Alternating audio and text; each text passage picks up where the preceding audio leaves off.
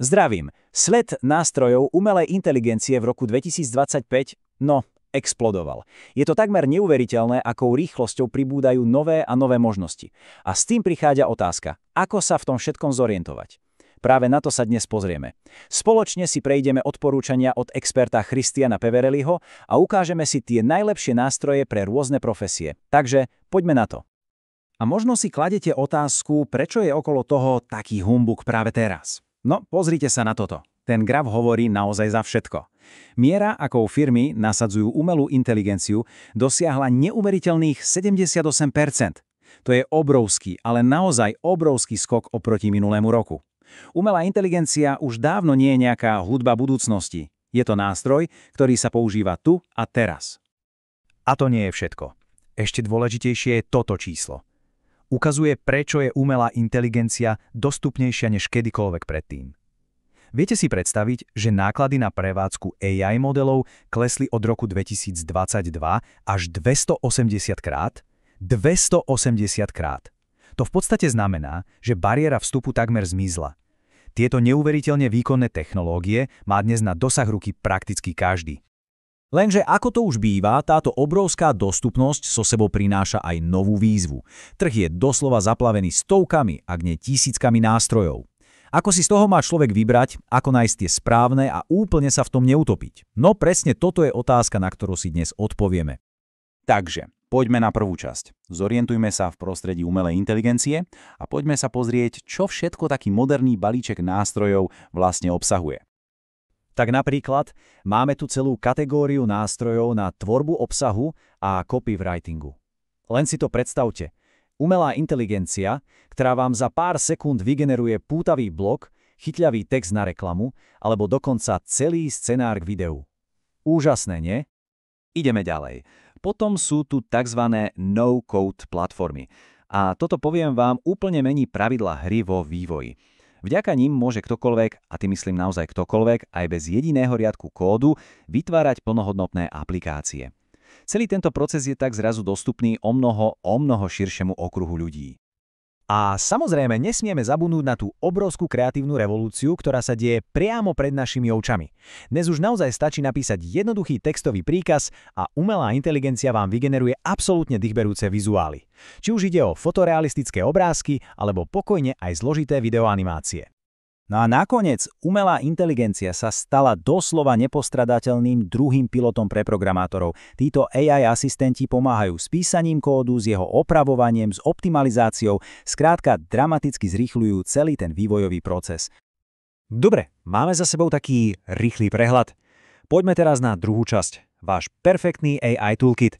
Pozrieme sa na konkrétne odporúčania, šité priamo na mieru. Začnime pri zakladateľov firiem a startupov. Tam je rýchlosť absolútne všetkým. Pre nich je tu napríklad Bubble.io. To je ideálny nástroj na vytvorenie tzv. MVP, teda toho prvého základného produktu, s ktorým sa dá ísť na trh. A to všetko bez programovania. Potom je tu Zapier, absolútny majster automatizácie. Viete, čo dokáže? Prepojiť viac ako 5000 rôznych aplikácií. A ChatGPT? No, to je taký ten univerzálny švajčiarsky nožík, ktorý pomôže s takmer akoukoľvek úlohou. A čo marketéri? Pre nich sú tu nástroje, ktoré prinášajú naozaj reálne, merateľné výsledky. Napríklad Jasper AI, ten dominuje v copywritingu. Predstavte si, že podľa štatistík vyhral až v 71% AB testov. To znamená, že jeho texty boli jednoducho lepšie. Ďalej Surface SEO, to je úplne kľúčový nástroj pre on-page optimalizáciu, čiže pre tie všetky úpravy webu, aby bol lepšie viditeľný vo vyhľadávačoch. No a HeyGen, ten vám umožní doslova bleskovo vytvárať super pútavé videoprezentácie s AI avatármi. Poďme k vývojárom. Pre nich je tu napríklad Claude Sonnet 4.5. Ten sa preslávil tým, že dokáže generovať oveľa presnejší a čistejší kód ako mnohí jeho konkurenti. Potom je tu GitHub Copilot, to je už dnes taká malá legenda, len počúvajte toto. Jeden z používateľov tvrdí, že projekt, ktorý by mu normálne zabral 4 dní, mal hotový za 6 hodín. To je neuveriteľné zrýchlenie. A do tretice, Cursor, ktorý je hodnotený ako absolútne najlepší kódovací editor s integrovanou AI pre rok 2025. Ani kreatívci neprídu skrátka, tí majú naozaj z čoho vyberať. Midjourney je stále považovaný za kráľa, hlavne čo sa týka kvality a fotorealizmu obrázkov. Runway ML je zase taký ten švajčiarsky nožík, ale pre video. Ponúka viac ako 30 rôznych generatívnych nástrojov. No a pozor, ak sú potrebné obrázky na komerčné účely, tu je najlepšou a najbezpečnejšou voľbou Adobe Firefly. Prečo? Pretože je trénovaný na legálne čistom licencovanom obsahu z Adobe Stock, takže nehrozia žiadne právne problémy. Tak a týmto sme prešli konkrétne sady nástrojov. Poďme na tretiu časť, kde sa pozrieme trochu do budúcnosti. Aké sú trendy, ktoré sa oplatí sledovať v roku 2025? Odborníci hovoria najmä o 4 kľúčových trendoch. Prvým sú tzv. Multiagentné systémy. To si predstavte tak, že viacero umelých inteligencií spolupracuje na jednej zložitej úlohe. Napríklad naplánujú od A po Z celú marketingovú kampaň. Po druhé, multimodálna AI. To znamená jeden jediný nástroj, ktorý zvládne pracovať s textom, obrázkami, audiom aj videom naraz. Tretím trendom je samozrejme pokračujúca demokratizácia cez no-code platformy, ktoré otvárajú dvere stále novým a novým tvorcom. A nakoniec štvrtým je Edge AI. To znamená, že spracovanie dát sa nedieje niekde na serveroch, ale priamo v našich zariadeniach. Výsledok? Vyššia rýchlosť a oveľa lepšie súkromie. Dobre, a teraz to najdôležitejšie. Prejdeme k štvrtej a teda poslednej časti. Váš 4-týždňový akčný plán. Ako s umelou inteligenciou začať? A to už dnes.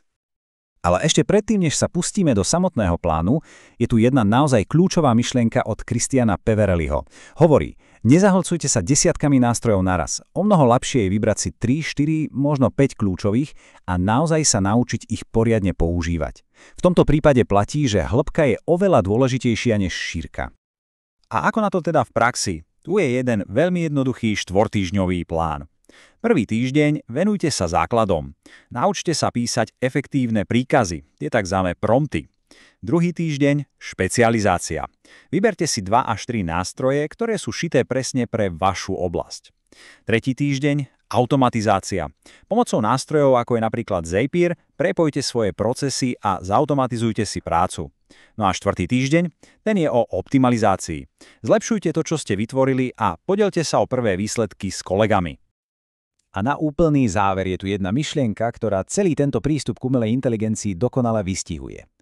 Buďte netrpezliví v akcii, ale trpezliví s výsledkami. Konzistentnosť vyhráva.